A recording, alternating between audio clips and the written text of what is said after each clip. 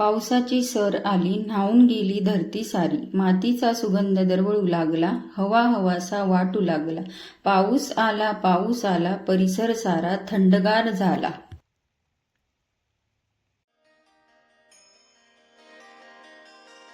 हाय, hello, नमस्कार मैत्रिणींनो, मी अनिता आपल्या आणखी एका नवीन व्हिडिओमध्ये मनापासून स्वागत करते. काल आमच्याकडे सकाळी सकाळी बघा किती सुंदर पाऊस आला होता. तर पावसामुळे झाडे कशी हिरवीगार झाली आहेत. झाडांना जणू पावसामुळे एक नवीन संजीवनीच मिळाली आहे. आजच्या व्हिडिओमध्ये आपण देवघर किंवा देवपूजेविषयीचे साधे सोपे काही नियम आहेत, तर ते कोणते हे मी आज तुम्हाला सांगणार आहे. देवघर हे आपल्या घरातील एक महत्त्वाचे स्थान असते. देवघर म्हणजे आपल्या घराचा आत्मा असतो. ज्या घरामध्ये देवघर नाही त्या घराला घर पण नाही किंवा शोभा येत नाही. देवघरामुळे आपल्या घरातील वातावरण नेहमी प्रसन्न आणि उत्साहित राहते. बघा, आपण देवघरामध्ये देवासमोर एक दिवा लावला किंवा अगरबत्ती लावली, धूप लावले तर आपल्या मनाला किती प्रसन्न वाटते. असं हे देवघर आपल्या घराला एक चैतन्य प्रदान करते.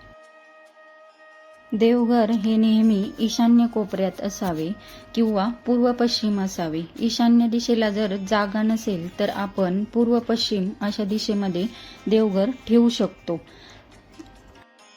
देवघराला कधीही कळस नसावा. कळस हा मंदिराला असतो. देवघर हे पुरेसा प्रकाश येईल अशा ठिकाणी असावे.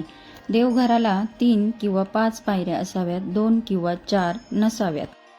आपल्याला देवपूजा करताना खाली बसून पूजा करता येईल अशा उंचीवर देवघर असावे.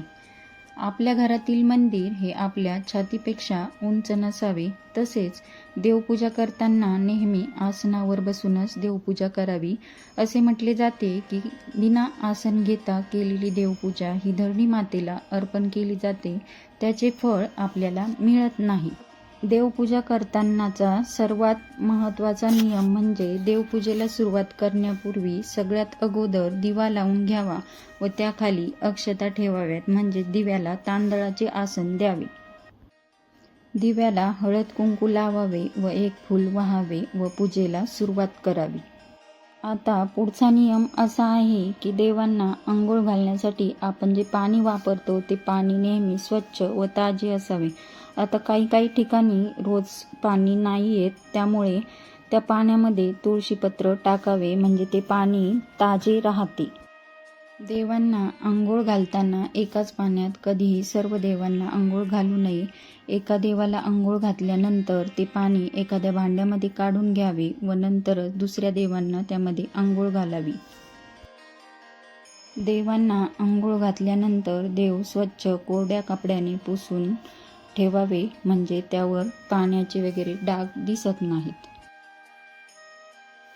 देवघरामध्ये आपण जी गणपतीची मूर्ती ठेवतो ती नेहमी डाव्या सोंडेची असावी, उजव्या सोंडेची नसावी. कारण उजव्या सोंडेच्या गणपतीचे नियम हे वेगळे असतात, ते आपल्याच्याने पाळणे होत नाही. म्हणून देवघरामध्ये गणपतीची मूर्ती ठेवताना ती नेहमी डाव्या सोंडेची असावी.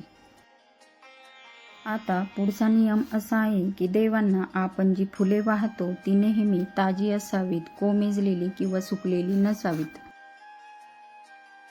देवांना आपण ज्या अक्षता वाहतो त्या नेहमी अखंड असाव्यात. देवघरामध्ये बघा, आपण अन्नपूर्णा माता, लक्ष्मी मातेच्या कवड्या या अक्षतांमध्ये ठेवत असतो, तर त्या अखंड असाव्यात. बघा, काही तांदूळ कसे असतात तर तुकडा तांदूळ असतात, तर त्या तांदळामध्ये कधीही या मूर्तींना ठेवायचं नाही.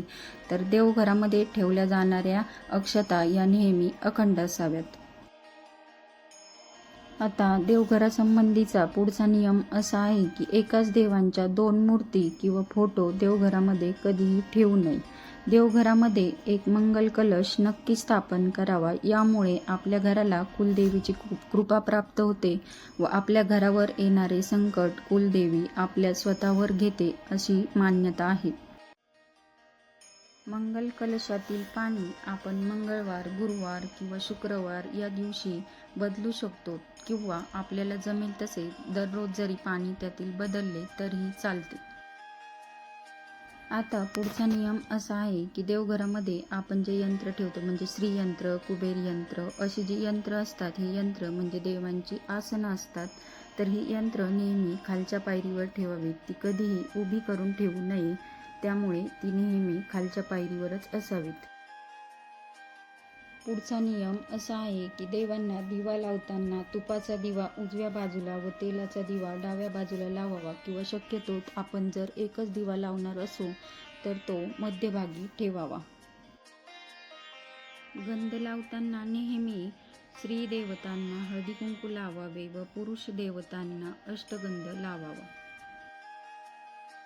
देवांची मांडणी करताना दोन देवांमध्ये योग्य असे अंतर ठेवावे. एकदम एकमेकांना चिकटून देव ठेवू नये. स्वामी समर्थ केंद्रानुसार देवांची मांडणी करताना पहिल्या पायरीवर स्वामी महाराजांचा फोटो व त्यांच्या बाजूला कुलदेवतेचा फोटो ठेवावा. तसेच दुसऱ्या पायरीवर देवांचे विग्रह, त्यामध्ये आपल्या घरातील जे कुलदेवीचे टाक वगैरे हे असतात ते दुसऱ्या पायरीवर ठेवावे. व तिसऱ्या पायरीवर महादेवाचे पिंड, अन्नपूर्णा माता, गणपती बाप्पा, बाळकृष्ण हे ठेवावेत व खालच्या पायरीवर यंत्रे ठेवावीत. तर मैत्रिणींनो, आजचा हा देवपूजेविषयीचा माझा व्हिडिओ तुम्हाला कसा वाटला ते मला कमेंटमध्ये नक्की सांगा. आणि व्हिडिओ आवडला असल्यास एक लाईक नक्की करा. चॅनलवर नवीन असाल तर सबस्क्राईब करा. तोपर्यंत सर्वांना बाय आणि सर्वांना श्री स्वामी समर्थ.